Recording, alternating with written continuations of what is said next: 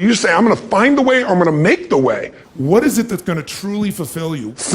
Getting things is not going to make you happy. You want clients for life, not just customers. They want you to supply them more information. You never thought through an exit strategy and you got almost nothing for it. There's a resource that people believe is missing. But failure comes from all the little things. Activity without high levels of purpose is the drain of your fortune. So use your body and your voice. He's an American motivational speaker, personal finance instructor, and self-help author. He became well known from his infomercials and self-help books. In 2013, Forbes estimated his net worth to be $480 million. He's Tony Robbins, and here are his top 10 rules for success. Ultimately, if you're going to have lasting change in anything, you're really talking about just raising your standards. I mean, I always tell people, if you want to know how to change your life, I give it to you in 3 words, boring as it sounds: raise your standards. And what does that mean? Corny as it sounds. Raise your standards. Oh, thank you for the breakthrough thought, Tony. I'm glad I wasted my time watching this little email with you. But think about it. Lasting change is different than a goal. You don't always get your goals, but you always get your standards. Maybe it would help you is to think about it this way. I try to explain standards to people with a different set of words. Think of it as everybody in life gets their musts. They don't get their shoulds. Like, think about it. Most people have a list of shoulds, don't they? Don't you have a list of the shoulds, things you should do, you should follow through on? I should lose some weight, I should work out more, I should make more calls, I should respond more rapidly to my email, whatever, you know? I should get into the office earlier, I should be, more confident. Whatever your should list is, people love to have their should list be met, but it's kind of like New Year's resolutions. If it does, it's really exciting, but if it doesn't, which is most of the time, it's a little disappointing, but you kind of know it's not going to happen. But when you decide something is a must for you, an absolute must, when you cut off any possible, you say, I'm going to find the way or I'm going to make the way. Human beings, when they resolve things, when they make a real resolution inside themselves, which is they raise the standard and they make it a must, they find the way. Think about it in your own life. Haven't you had some area of your life where you raise your standard and your life has never been the same? Maybe at one time in your life you smoked cigarettes, or you did something and you did it for years and you kept trying to change it and kept telling yourself I should. And then one day something happened. Something just clicked you over. Something took you over that kind of tipping point. And inside yourself you said no more. And it was a very, very different experience, wasn't it? Something inside of you shifted and what was a should became a must, and you've never gone back. Is there an area like that in your life you can think of? Again, did you ever smoke cigarettes? Did you ever eat a certain way, drink a certain form of alcohol, and then finally say no more, and you just don't go back? And notice this, it doesn't really take any willpower anymore. Because somewhere when we make this click, when we make something a must, we attach ourselves to it. It becomes part of our identity. And one thing I've learned in the last, 33 years of working with people from now over 100 countries, 4 million people, is human beings absolutely follow through on who they believe they are. If you said to me, well, I'm really going to work hard to stop smoking, but I've been a smoker my whole life and I am a smoker. I know your days are numbered. You're going to be back smoking cigarettes again, because we all act consistent with who we believe we are. I tell people the strongest force in the whole human personality is this need to stay consistent with how we define ourselves. If you define yourself as somebody who is really conservative, you're not going to be crazy and act nuts unless you're really drunk or something, and then you can say it's the alcohol, when it's really just you finally getting permission to be yourself. The alcohol is your excuse. If you're a really crazy person, you act crazy, outrageous, playful. You don't act conservative because that's not who you are. Very often people say, well, I can't do that. I'm not that kind of person. And I always say to people, really, when did you define yourself? I mean, really, how many years ago did you come up with what you could and couldn't do in your life? How many years ago? Most people, if they really look at how they're living their life today, it's based on a set of standards, a set of beliefs that they made choices about 10, 20, 30 or more years ago. I mean, very often we made decisions in our youth or very young about what to believe, about what we were capable of, about who we are as a person, and that becomes the glass ceiling, if you will, that controls us. There's a corny metaphor, but it's true. I remember one time I was with my family at the circus, and there was a person there, and they had this big, giant elephant. And you look at this elephant, and they take this little rope, put it around the elephant's neck, and they drive this stake into the ground.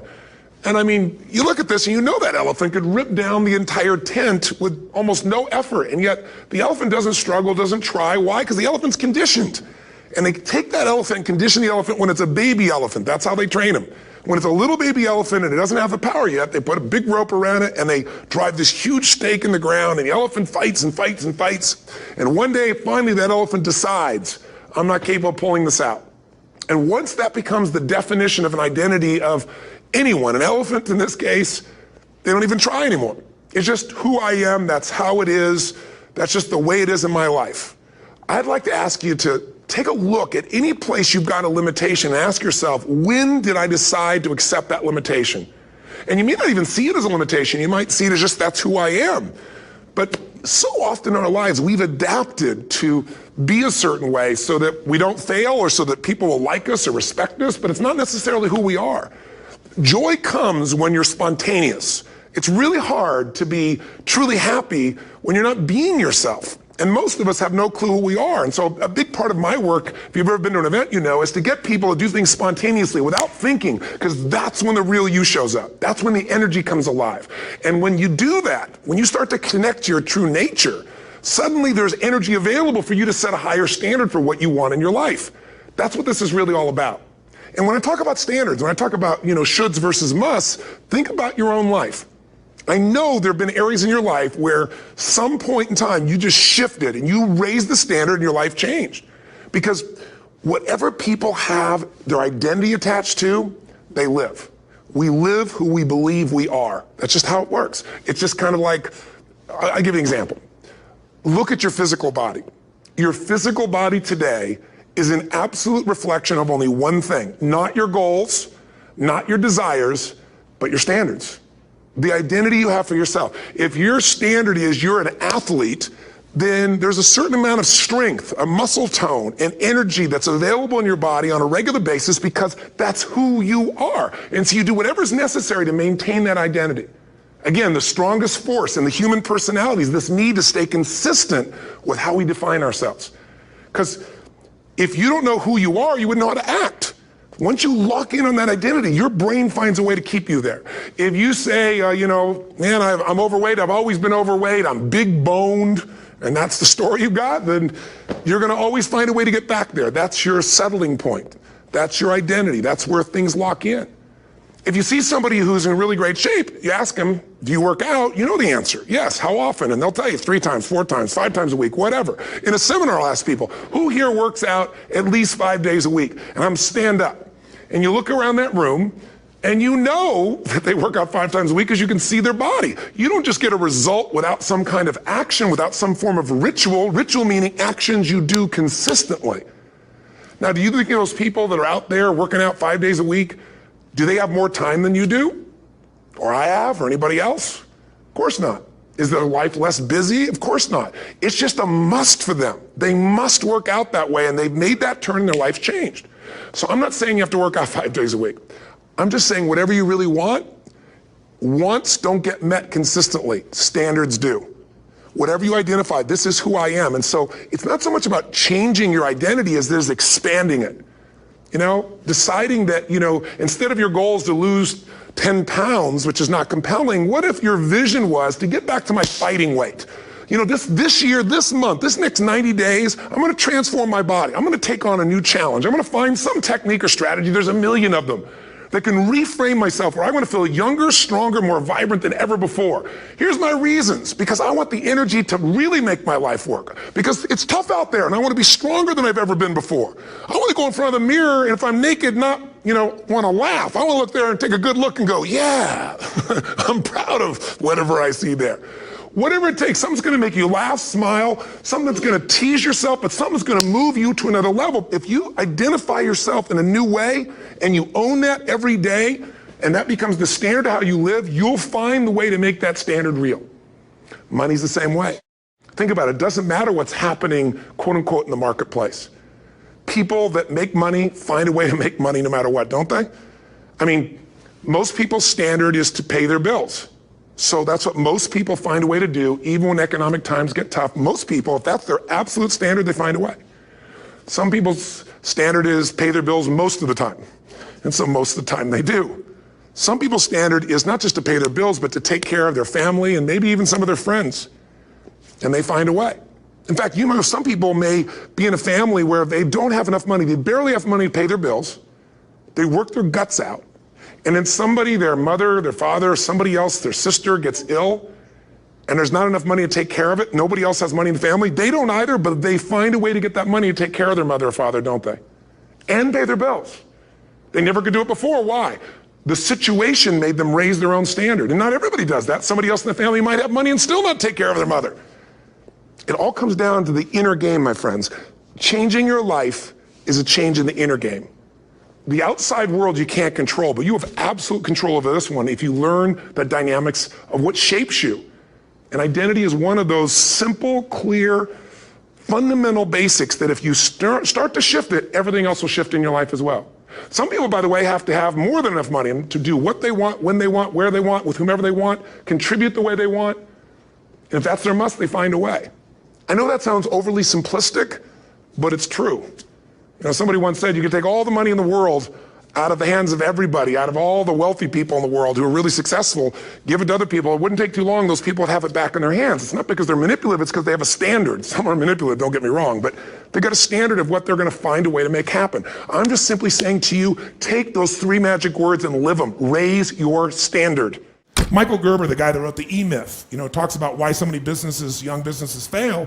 And one of the things he says is most people are not really entrepreneurs, but they think that's what they should be.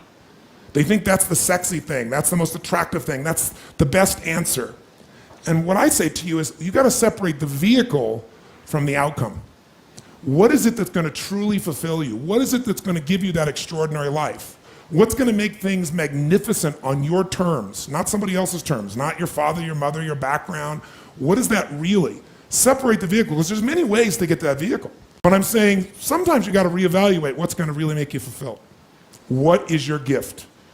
Are you an artist? Are you the talent that can produce something no one else produces as a skill or a product or a service or some impact? Are you incredibly good at management? You really know how to manage or lead people? Are you an extraordinary entrepreneur that can take that gigantic gut load of risk and can create the vision and attract the talent that you need and the managers and leaders? You may have all 3 abilities, but which one really fulfills you the most is going to be the critical question. Because we tend to want to do them all, especially in a room like this, because you're all overachievers, right? Me too. And you say, well, I can do all these. Yes, you can, but what will it do to your quality of life? See, again, the secret's going to be this. What is an extraordinary life on your terms today? Getting things is not going to make you happy. That's good news in a tough economy. It's a good reminder. It doesn't matter what you get. Doesn't matter whether it be money or opportunity. All those things might excite you for the moment. Even a relationship, as magnificent it may be, might be exciting for a while. But if you don't keep growing, that relationship isn't going to stay exciting. So the secret to real happiness is progress. Progress equals happiness. And if we can make progress on a regular basis, we feel alive. And that's why at the beginning of the year, we get this thing like, okay, I can have this fresh start. I could really do what my soul desires. I could expand. I could grow. I could improve. I could change. Or maybe better than change, I could progress. See, think about that. Progress is an aliveness to it, doesn't it? You don't have to work at changing. People say all the time now, well, I'm working on changing. Don't worry about it. You don't have to work on changing. Change is automatic. Your body's going to change whether you want it or not as the years go by. And no matter how hard you work, there's going to be some changes going on there. The economy is going to change no matter what you want it to do. The weather is going to change. Relationships are going to change. Everything in life is always changing. We don't have to work on change. Change is automatic, but progress is not. So if you want to make real progress, then you really got to look at your life in a different way. You got to say, I got to take control of this process and not just hope it's going to work out like people do who make a resolution. Treat people at the end of the relationship like it's the beginning and there won't be an end. And that's not just your intimate relationship. What if your customers, what if you fell in love with your customers, with your clients, more than your product, more than your company?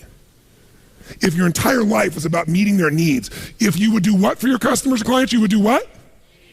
If you love your customers and clients, you do anything, guess what? They're gonna love you. But most people love their customers and clients as long as they buy from them, do what they want, respond to them. And when they don't, they go, that's the end. You want clients for life, not just customers? Fall in love with them. It's a different focus, isn't it? It's a different meaning. And that creates a different life because you make decisions differently from that place. What does it take to create world-class marketing? What is the unique selling proposition? What is what we call value-added marketing, VAM? Today, most people are sick and tired of advertising because where is it? Everywhere. In fact, I got a question for you. How many of you in this room do not even see banner ads anymore? Literally, it's there, but you don't perceive it. Like your brain literally washes it out. Raise your hand if that's true. Keep your hands nice and high and look around the room right now, and you'll see 98% of the people wash it out. So don't buy them unless you're going to create something really unique. It's a total waste of your money and your time in the world we're in today. Today, what creates marketing is when you don't just market, but you add value to people. You do something, you teach them, you give them an insight, you give something valuable that costs them nothing, and then they look to you as an expert. They look to you as a person that adds value. They want you to supply them more information, more experience, more products, more services. If you've made this whole business about meeting your needs, you can run a successful business, but it'll be a job because you'll never be able to sell it. Because if it's just meeting your needs, it's not a system. It demands your attention, your connection. It's giving what you want. But ultimately, it's not going to give somebody else what they want, so you can't sell it. If you can't sell your business, if you don't have an exit strategy, you have a job. I don't care how successful the business is. That doesn't mean you have to sell the business. But one of the most important decisions you make in business is, ultimately, if I was going to sell this, if I chose to, I have to know what I sell this to so that I have long-term value, not just an income along the way. I have this critical mass hit. I get a multiple of my business. And most people don't have a clear exit strategy. They think I'll come up with that someday. You got to start with that end in mind. That's got to be part of your focus if you're going to be successful in your business. I can remember a gentleman who's built CAA in Hollywood, is the largest, most successful agency, right? Michael Ovitz, remember that name? He put together Nike and Coca-Cola and these billion-dollar deals. And eventually, Mike Ovitz went to go sell that business. He'd never thought through an exit strategy, and he got almost nothing for it. Because the laws prevented him from selling it to a studio. He had to sell it to some of his employees for pennies on its real value. Now, Mike found a way to make money later on in another place off of Disney. But the bottom line is, the guy didn't have an exit strategy. Even though it was brilliant, made lots of money, in the end didn't get the value. Whenever people fail to achieve their goals 99.9% of the time, and you ask them why, they'll tell you it's because of a lack of resources. That's what all these things are. I didn't have the support, right? I didn't have the money. We didn't have the time. We didn't have this. We didn't have that. There's a resource that people believe is missing. And that resource belief structure then keeps people from ever being able to really lead. Because what leaders do is they find a way to maximize whatever resources they have, as little as they may be, and they don't believe in limited resources. I'll give you an example. Let's take a business example to start with. In 1974, a guy named Sam Walton had built his little company up. He came up with an idea. He started with $20,000 in, I think, 1962, if I remember right. But by 1974, within 12 years, he had 78 stores. And you know how he did it? In the middle of the night, he'd drive across the border and he'd go and study other people's stores. He'd buy everything the cheapest he could in the middle of the night. He'd go to other people's stores. Whatever was working, he figured out. Success leaves clues. He came back and did it in his store. Whatever was working in any store, in any competitor, anywhere he could do it, he did it. So he figured out how to maximize the little resources he had, his 20,000, built 78 stores, and if you read any of the people following him, the company had gone public in that year, they were all saying, this is it. He's maximized his resources. I mean, he only has so much money. There's only so many cities that are going to appeal to this discounting mentality, right? This is it. This is all he can do. And the word on Wall Street was sell. Now, what's interesting is at that time, you look at Sears and Kmart, and they were gargantuan companies, weren't they? 20, 30, 40, 50 times, 100 times his size or more, probably. And at that time, they were the leaders, and they knew what's going to happen. But did things change, yes or no? Did he suddenly get mass amounts of capital? No. Here's what they didn't understand. Sam Walton now, or the Walton organization, Walmart, is the most successful retailing operation on earth. And when you talk about Bill Gates being the richest man in the world, that's only true because Sam's fortune is divided up amongst a bunch of different family members. You put them together, they dwarf Bill Gates. Sam Walton did this. How did he do it? What people underestimated is that this guy could go to 4,400 stores, do 250 billion. Where's Kmart today? And they've been shrinking. All of them have been shrinking. And he's the dominant force on earth. Here's the thing he understood. Resources are interesting, but the ultimate resources are the feelings of emotion that make you resourceful. Think of it this way. Resourcefulness is the ultimate resource. What do I mean? What are the emotions that make all this possible? What's the fuel that takes an idea from being in your head where you intellectually know what to do? How many have had an idea, for example, was a great idea, you're excited about it, and then you didn't do anything. One day, there you saw it on the shelf, you saw it somewhere, someone stole your idea. How many have had this happen? Say, I. The only difference between you and that person was not that they had more resources, they were more resourceful. Success and failure are not giant events. They don't just show up. You don't just suddenly become successful or suddenly have this cataclysmic event that makes you fail. It may look that way, but failure comes from all the little things. It's failure to make the call. It's failure to check the books. It's failure to say, I'm sorry. It's failure to push yourself to do things physically that you don't want to do. And all those little failures day after day come together until one day some cataclysmic event happens and you blame that. That event happened because you missed all the little stuff. Do you agree with me? And success, by the way, is not some overnight event. It's all these little things. Success is having a vision. Success is making it compelling. Success is really seeing it and feeling it every day with strong enough reasons. Success is feeling the sense that I'm here to grow and I'm here to give something to the world more than just myself. All the little stuff. That's where success comes from. In business, it comes from delivering more than anybody could imagine. All those little things add up. People go, wow, that's who I want to do business with. It's true in any area of your life. Leverage is critical. You know how I get so much done? Because I don't just get it done. I know the outcome, I know the purpose, and I look for leverage. Leverage is different than delegation. What's the problem with delegation? Delegation is you have all that needs to be done, so you give it to someone else, and you tell them what needs to be done, and when they don't do it, you're pissed off. Leverage says, I can move the biggest boulder in the world with a little bit of effort if I get something I can do it with, but I'm still part of it. So leverage is, if I'm going to leverage something here with Tom, I'm going to make sure Tom understands the what? The outcome. I want to make sure Tom understands the purpose, the why, and the action. But I might say to Tom, if you can get this done without this action or better action, go for it, baby. And I want to talk to you on this date, and we got to promise him we're going to check in before it's needed. So there's no surprises. And if you're having problems, Tom, come back to me because we're partners on this.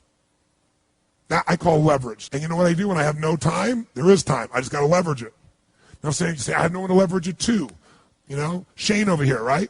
I got all the stuff he wants to do. He can't leverage it. But Shane's answer was, hire somebody. Then he thinks about what it's going to take and goes, $125,000. I can't do that now. He's getting caught up in one way to get the outcome. Leverage. He goes through his list and goes, what if I got someone to do 20% of this stuff? I could spend 20 grand to get that much freedom. I could pay for it times 10. And if I'm really productive, my productivity should enhance the world, not only my clients and customers, but it should provide jobs for other people. And if there's anything you hate to do, it's because you're either ineffective at it or you don't think it's very important, but it is urgent. So you need to hire somebody for those things. And ideally, somebody who loves that job. You're never going to grow when your time is eaten up for activities that aren't that important. Activity without high levels of purpose is the drain of your fortune. Do it now. If you can't get it all now, do a part of it now. Leverage is power. Leverage is ultimate power. Here's what I've created for my life and anyone I know has succeeded. I'm a 17-year-old kid from Azusa, California, with no real education other than self-education, with no background, with parents that did their best, all of them, with no money. But I did one thing. I love people, and I had an enormous demand I made upon myself, and I sculpted my mind and my emotions to get me to do whatever it would take to achieve and to contribute. But to do that, I did it by using my body and changing my focus. I did it by putting myself in a peak physiology and using what I call incantations. Can you train yourself to believe something? Yes or no? Absolutely. How many of you ever made the fatal mistake of going to Disneyland or Disney World, and while you're there made the fatal mistake of going to a ride called It's a Small World After All? What happens for about a week after you're out of that damn place? You're still singing this thing in your head in 24 languages, right? Well, let me tell you something. How many of you have things when you want to go achieve them and this part of your voice goes, oh, it's not going to happen, or forget it? How many got a voice that sometimes interrupts that good pattern? Say I. And what you want to do is train a new one. So starting when I was 17, I started doing incantations, not affirmations. Affirmation, you go, I'm happy, I'm happy, I'm happy, I'm happy, I'm happy. What's the problem? You haven't changed your what? Your what? Physiology. If you don't change your physiology, you won't get anything. So an incantation is not only you speak it, but you embody what you're saying with all the intensity you can. And you do it with enough repetitions that it sticks in your head. Like It's a Small World, now the conversation in your head is always the same and it gives you what you want. So you use your body and your voice. So 17 years ago, I started doing things. I was working for Jim Rohn, this speaker, and I was 17 years old. I had long hair, minestrone soup, acne on my face. And I was trying to call on Bear Stearns type of people and convince them why they should go to this man's seminar and be more successful. I was driving a 1968 Volkswagen that I had earned at $40 a week as a janitor. The only way I did it was park far from the building and then go in, and I love people and I believe, but I put myself in state and I was able to influence people that were far more successful than I was at the time. I would do something that I still do backstage and have done for 23 years because I don't hope I'm going to be in a good state, I demand it. So I do an incantation using my whole body. I'd say, I now command my subconscious mind to direct me in helping as many people as possible alive today to better their lives by giving me the strength, the emotion, the persuasion, the humor, the brevity, whatever it takes to show these people and get these people to change their lives now. And I would do that literally driving in my Volkswagen to a meeting in LA on the freeway for 40 minutes. People are looking at me, I'm screaming at the top of my lungs. They're going, I know he's a serial killer, I know he is. But by the time I entered that room, when two people meet, if there's rapport, the person who's most certain will always influence the other person. And I was totally certain, and they were trying to get revved up to certainty. Do you agree with this, yes or no? I do another one because I was poor. I changed my mindset. I kept doing things, but I never got beyond it. I'd say God's wealth is circulating in my life. His wealth flows to me in avalanches of abundance. All my needs, desires, and goals are met instantaneously by infinite intelligence, for I'm one with God and God is everything. And I would imagine the abundance of my life, and I would feel so grateful. And a year later, I went from making $38,000 a year to making $1 million a year in 1 year. Thank you so much for watching. I made this video because Subhash Limbu and my cameraman Jason asked me to. So if there's a famous entrepreneur that you want me to profile next, leave it in the comments below and I'll see what I can do. I'd also love to know which of Tony Robbins' top 10 rules was the most impactful on you. Leave it in the comments and I'll join in the discussion. Thank you so much for watching. Continue to believe, and I'll see you soon.